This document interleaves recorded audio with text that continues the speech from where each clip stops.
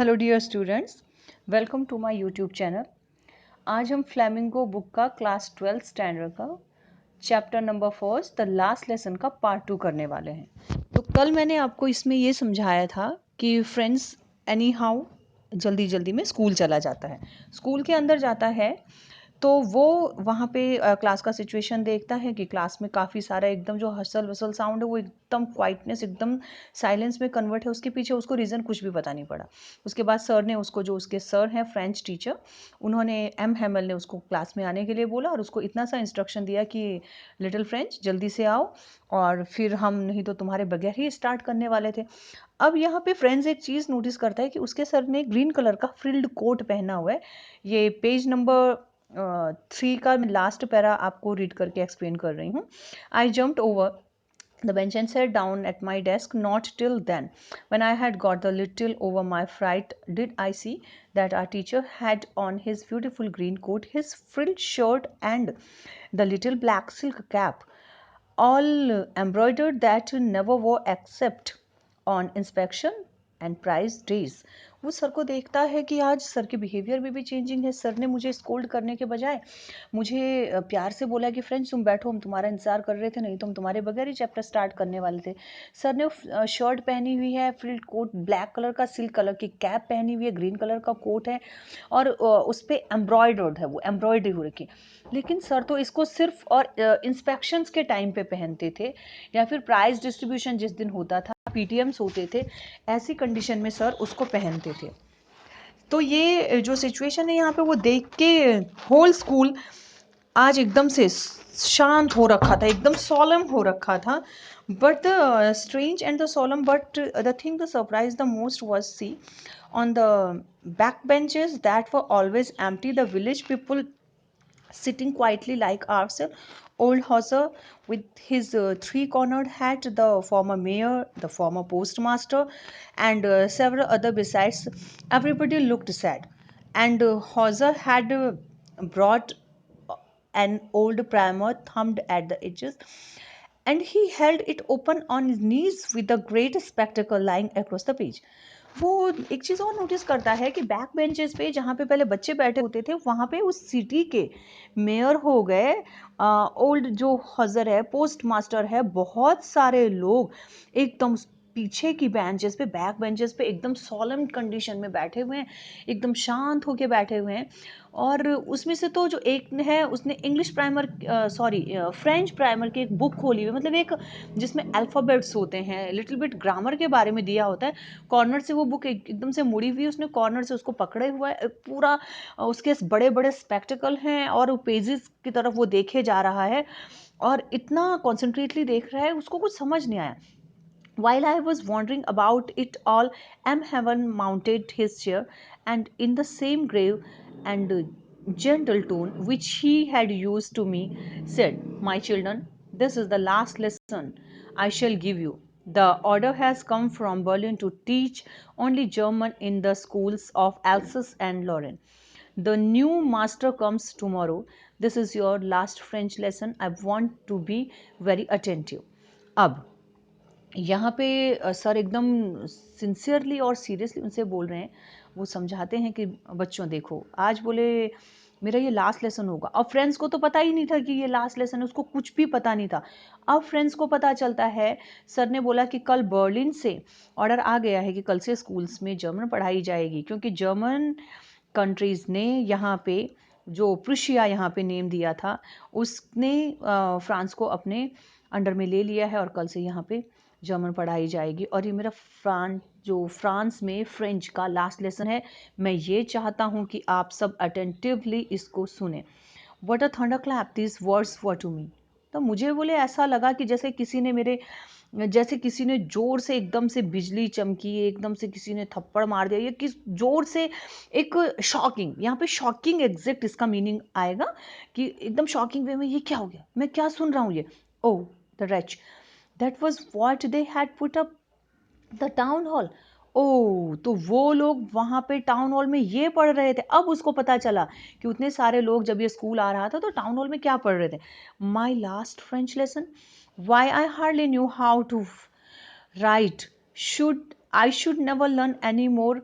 I must stop there. Then, oh, how sorry I was for not learning my lesson. Learning my lesson to seeking seemed the such the nuisance a while ago, so heavy to carry. My grammar and my history of the saints were old friends now. I couldn't give up. And M. Hamel too. The idea that he was going away, that I should never see him again, made me forget all about his ruler and how cranky he was. Poor man. It was the honor of this the last lesson that he had put on his fine Sunday clothes, and now I understood why the old man of the village was sitting there in the back of room. यहाँ पे वो बोल रहा, ओ उसको इतना बड़ा शौक लगा. अब वो सोचने लग गया, क्या मेरे फ्रेंच का ये लास्ट लेसन होगा? मुझे तो लिखनी भी नहीं आती है. मुझे मेरी जो उनकी मदर टंग है वो लिखनी भी नहीं आती है. मैं अब आगे कुछ भी नहीं पढ़ पाऊंगा. मुझे यहीं पे रुकना पड़ेगा. मुझे कौन अभी फ्रेंच ग्रामर सिखाएगा? इतना सॉरी फील, इतना दुख फील हो रहा था कि मैं मेरे लेसन को लर्न भी नहीं कर पाता. मैं मतलब मैंने क्या किया क्लास में बैठ के? मैंने क्या किया? Learning my lesson for seeking birds eggs और going the siding of the tsar my books that seem to be the such nuisance.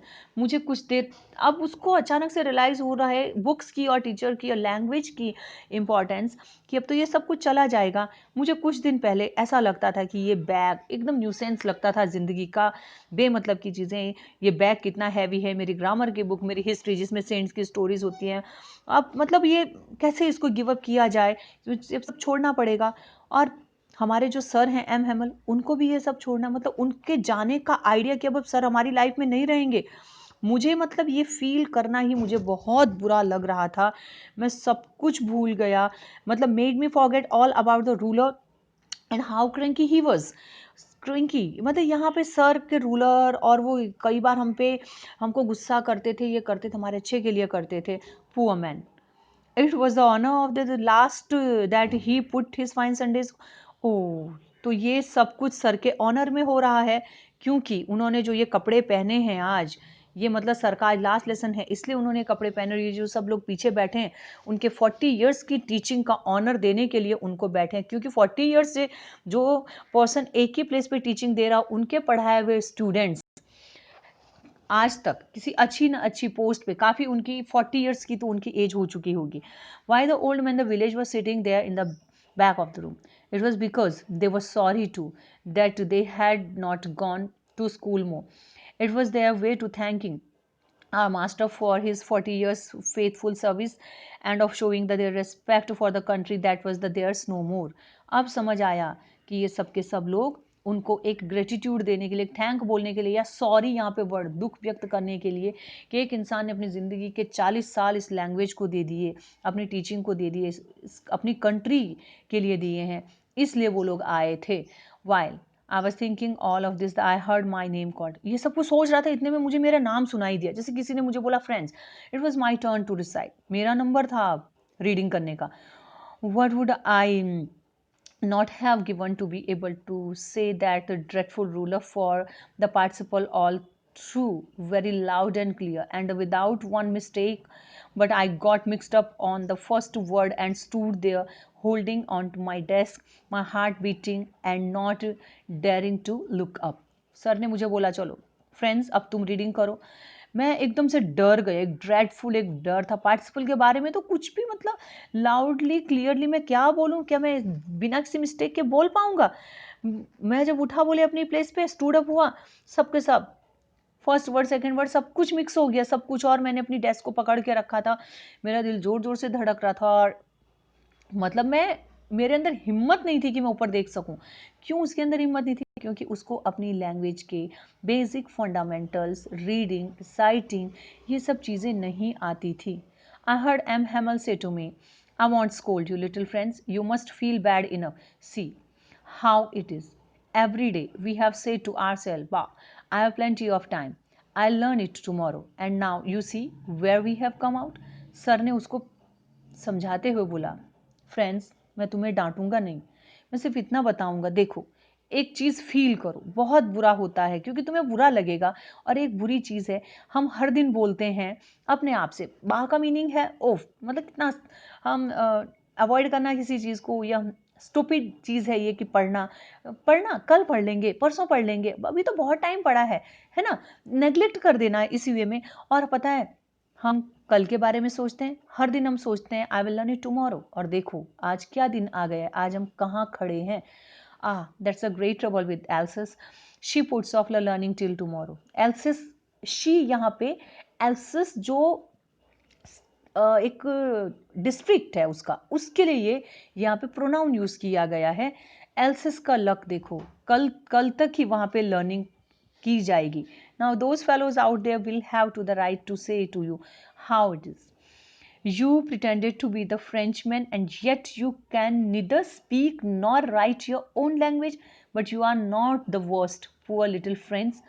We have all the great deal to reproach ourselves with. Sir उसको समझाते हैं, देखो आज हमारे देश की कैसी हालत हो गई है, कितना बुरा लगता है। हम लोग अपने आप को फ्रेंचमैन बोलते हैं, हम फ्रेंच हैं, लेकिन हमारी लैंग्वेज पे तक कल से दूसरे लोग कमांड करेंगे। न तो तुम ये बोल सकते हो, नहीं तुम लिख सकते हो। क्या तुम लिख सकते हो? But you are not worst. लेकिन देखो फ्रेंड्स, मैं इसमें तुम्हारी गलती नहीं है, तुम वर्स्ट नहीं हो। इसमें हम सबका बराबर का रोल है, हम सब ने नेग्लेक्ट किया। अब यहाँ पे आगे देखिए, टीचर हर एक की मिस्टेक को यहाँ पे हाईलाइट करते हैं। Your parents were not anxious enough to have to learn. तुम्हारे पेरेंट्स की भी गलती है, क्योंकि उन्होंने कभी तुम्हें पढ़ने के लिए फोर्स नहीं किया कि देखो कम से कम अपनी लैंग्वेज की वोकेबलरी, उसके ग्रामेटिकल रूल्स तुम लर्न कर लो। They prefer to put you work on farm और at the mill so as to have a little more money. उन्होंने तुमको पढ़ने के बजाय तुमको ये बोला कि तुम खेत में काम करो, थोड़ा सा तुम काम करोगे तो शायद तुम्हारे पेरेंट्स को थोड़ा और पैसा मिल जाएगा। एंड आई, और मैंने क्या किया, अब टीचर देखिए अपनी भी गलतियां यहाँ पे हाईलाइट कर रहे हैं। And I have been to blame, मैं अपने आप को भी ब्लेम करूंगा। I have not often sent you to water my flats instead of the learning your lesson. और मैंने क्या किया, क्या मैंने तुमको कभी क्लास से बाहर नहीं भेजा? भेज दिया ना, इसलिए भेजा जाओ तुम मेरे गार्डन में फ्लावर्स को जब तक पानी दो, और बाकी लर्निंग योर लेसन। क्योंकि जो बच्चे मोस्टली क्लास में न्यूसेंस क्रिएट करते हैं उनको टीचर मोस्टली बोल देते हैं जाओ बाहर जाके तुम घूम के आओ, ये करके आओ, वो करके, या आउट फ्रॉम माई क्लास। यहाँ पे टीचर उसको बोलते थे, एम हैमर बोलते थे, फ्रेंड्स तुम जाओ वहाँ पे मेरे फ्लावर्स को, तुम गार्डन को वाटरिंग करके आ जाओ। And when I wanted to go fishing did I not just give you holiday. और क्या मेरी दूसरी गलती, मुझे जिस दिन फिशिंग पे जाना होता था क्या मैंने तुमको छुट्टी नहीं दी? मैंने छुट्टी दी क्योंकि मेरा पढ़ाने का मूड नहीं था। सबके सब रिस्पॉन्सिबल हैं इस चीज़ के लिए। Then from one thing to another, M. Hamel went on talk of the French language, saying that it was the most beautiful. I'm turning the page. Most यहाँ पे देखिए आपका ये फ्रांस का मैप यहाँ पे आ गया है नेक्स्ट पेज में। Most beautiful language in the world, इसी कोट पे जो एम हैमल का कोट है इस पे हमारा क्वेश्चन भी है। तो यहाँ पे हाँ, the most beautiful language in the world, French जो है ना इस वर्ल्ड की सबसे खूबसूरत भाषा है। The clearest, the most logical, that must guard it among us never forget it, because when a people are enslaved, as long as they hold fast to their language, it is as if we had the key to their prison. Language जो होती है किसी भी country की, जो language होती है, अपनी फ्रेंच के बारे में the clearest and the most logical बताया है, इसलिए हमको इसको गार्ड करना पड़ेगा, हमें हमारी भाषा भूलनी नहीं चाहिए, क्योंकि लोग गुलाम हो जाते हैं। लेकिन अगर उन लोगों के पास अपनी लैंग्वेज है तो वो उसी तरीके से आपको गुलामी से आज़ादी दिलाती है, जैसे कि किसी प्रिजन के अंदर कोई क्रिमिनल है और उस क्रिमिनल के पास उस प्रिजन के लॉक की आ जाती है। वही इंपॉर्टेंस लैंग्वेज का हमारी लाइफ में है। Then you open the grammar and read us our lesson. I was amazed to see how well I understood it.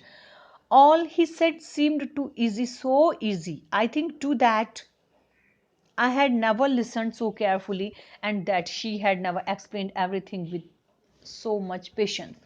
यहाँ पे अब वो बोल रहा है, अब सर ने अपनी बुक खोली और एक लेसन पढ़ाना शुरू किया। ग्रामर का लेसन था। मैं इतना अमेज्ड हुआ अपने आप को देख के कि यार एक एक चीज़ मुझे अंडरस्टैंड हुई और मुझे लग रहा है कितना ईजी है और सर कितने आज पेशेंस से पढ़ा रहे हैं। एक्चुअली वो चैप्टर सर वैसे भी पढ़ाते थे, लेकिन इसने कभी भी उस पर कॉन्सेंट्रेट नहीं किया। इसीलिए it seemed almost as if the poor man wanted to give us to new before going away and to put it all into our heads at stroke। ये सर को देख के मुझे ऐसा लगा कि ये पुअर मैन, ये बेचारा आदमी एक टीचर होके जाते जाते हमको वो सब कुछ एक स्ट्रोक से हमारे दिमाग में डाल देना चाहता है, जो नॉलेज उसके पास है। After the grammar we had a lesson in writing. अब ग्रामर के बाद राइटिंग का लेसन आया। That day M Hamel had new copies for us the return the beautiful around hand France Alsace. They looked like a little flags of floating everywhere in the schoolroom, hung from the rod at the top of desk. Or you ought to have seen how everyone set to work and how quiet it was। अब यहाँ पे दूसरा writing work था, उसमें हमें छोटे छोटे sir ने हमें एक पेपर के पीसेस दिए, उसमें हमें क्या लिखना, उसमें लिखा हुआ था फ्रांस एल्सिस, ये हमें लिखना था। ऐसे छोटे छोटे फ्लैग जैसे वो पूरे रूम में लग रहे थे और हमें साथ में उस पर काम करना था। अब बस सिर्फ एक जॉइंट कैलिबर सर को दिखाना था, सबके सब लिखने लग गए। क्लास के अंदर सिर्फ पेन और पेपर का स्क्रैचिंग साउंड आ रहा था, स्क्रैचिंग साउंड जैसे एग्जाम हॉल में आता है, सबके सब लिख रहे हैं। Once some beetle flew in, but nobody paid any attention to them, not even the littlest one. They worked right to the tracing their fish hook as if that was the French too. On the roof, the pigeon cooed very low, and I thought to myself, will they make them sing in German, even the pigeons? अब वहाँ पे एक beetle भी आए ना class में, किसी ने उस बीटल की तरफ ध्यान नहीं दिया, वो आके उड़ के चला गया। वैसे कॉमनली क्लास में क्या होता है, अगर टीचिंग चल रही है और एक छोटा सा मॉस्किटो या कुछ भी चीज़ कोई बीटल रूम में आ गया, बच्चों का पूरा कंसंट्रेशन उस बीटल की तरफ होता है, वो जहाँ जहाँ जाता है बच्चे उसको देखने लगते हैं। इवन आज बोले किसी ने उस बीटल को, सबने उस बीटल को इग्नोर किया। दूसरी चीज़, एक पिजन उस क्लास में था। क्लासेस में मोस्टली पिजन्स आई थिंक होते हैं, स्टूडेंट्स को समझ आ ही जाएगा। हाँ, तो वो पिजन जो था वो एकदम लो साउंड में कू कू का साउंड कर रहा था, कूट कर रहा था। मैं लिख भी रहा था और उस पिजन को देख के बोल रहा था, क्या इस बेचारे पिजन को भी कल से जर्मन बोलनी पड़ेगी क्या? ये पिजन को भी गुलाम बना लेंगे। Whenever I looked up from the writing, I saw M. Hamel sitting motionless in his chair and gazing first at one thing, then at another, as if he wanted to fix in his mind just how everything looked in that the little schoolroom. Francie.